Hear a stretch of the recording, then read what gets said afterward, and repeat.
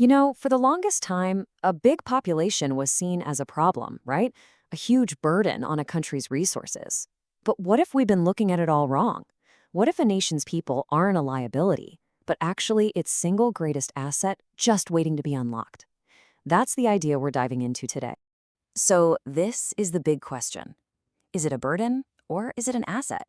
It's easy to see the strain, on food, schools, and hospitals, but there's a whole other side of this story, a hidden potential that can totally transform an economy. Okay, so when you hear the phrase human resource, it's tempting to think of it like any other raw material, like land or machinery. But it's so much more than that. We're not just talking about bodies to do labor. We're talking about the potential, the creativity, and the knowledge inside every single person. So, how do we take all that raw potential and turn it into actual productive power? Well, the key is something economists call human capital. And this, right here, is where the story gets really interesting. This gets us to the core idea, human capital. It isn't just about having a lot of people, it's about the quality of that population. Think of it like a country's collective brainpower and skill set. It's a way of seeing people as this massive, valuable asset that can grow and become more valuable over time. So how do you build this capital? Well, it's not magic, it's all about investment. And it really boils down to three key things: giving people a quality education, offering them practical job training, and making sure they have access to good medical care. These three pillars are what can turn a population into an absolute powerhouse. And think about it like this. When a country spends money on teachers, doctors, and trainers, that's not just a social expense. It's a full-on economic investment. It creates a real, tangible return, just like building a new factory. The payback is higher incomes and greater productivity for everyone. To really see how this plays out in the real world, let's look at a simple story about two friends, Sakal and Vilas. They grew up in the exact same village, but their lives went in completely different directions. So on one side, you have Sakal. His parents were absolutely determined to see him get an education. On the other side is Vilas. His life was shaped by tragedy and money problems from a really young age. They start out in the same place, but you can already see how their circumstances are pushing them down very different roads. Now, for Sakal, the turning point was investment. His parents saw his potential, and they didn't just stop at the local school. They went the extra mile and even took out a loan so he could get a degree in computers. They were actively building his human capital.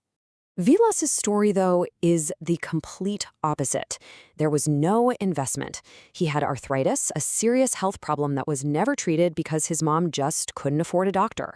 That lack of investment in his health and in his education basically put a ceiling on his future.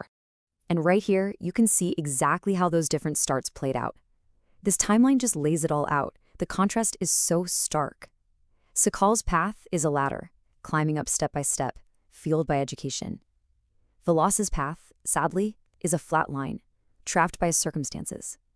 One life builds on itself, while the other just struggles to get by. And here's the payoff.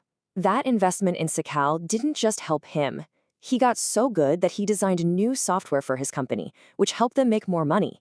He became this incredibly productive person, adding to the growth of the whole economy. And of course, he was rewarded for it. For Vilas, the outcome was unfortunately pretty predictable. With no schooling and poor health, he ended up doing the same low-skill, low-paying work as his mom. It's not that he didn't work hard, but his true potential was never unlocked. So this story of Sakal and Vilas, it's not just about two kids. It perfectly illustrates a really powerful economic idea, how these cycles get created that can last for generations. See, Sakal's story kicks off what's called a virtuous cycle. His parents invested in him, so he'll earn more, and then he'll almost certainly invest even more in his own kids' health and education. It builds on itself. Vilas, on the other hand, is caught in a vicious cycle, where that lack of opportunity gets passed down from one generation to the next. And this is really the bottom line. Investing in people, through education and healthcare, gives you one of the highest rates of return you can possibly get. The individual wins with a better life, and society wins with more growth and innovation. Everybody benefits. Okay, so let's zoom out. This idea doesn't just work for families in a village. It works for entire countries. I love this quote because it just nails the whole point. A country can have all the oil and all the factories in the world, but all that stuff is basically useless without skilled, healthy, and educated people to make it productive. People are the secret sauce. And if you want a perfect real-world example of this, just look at Japan. Here's a country with almost no natural resources of its own. They have to import nearly everything. So what did they do? They invested like crazy in their people.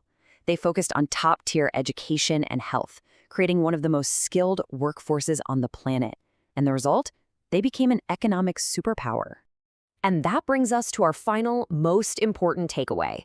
It's not about how many people you have, it's about the quality of your population. A country's literacy rate, its health, its skills, that is the true engine of growth. People are the ultimate resource. So we'll end with this question for you to think about.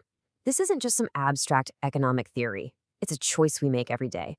When you look at the stories of Sakal and Vilas, or the example of Japan, it becomes crystal clear that the investments we make in people today and our own communities don't just change individual lives. They literally define the future.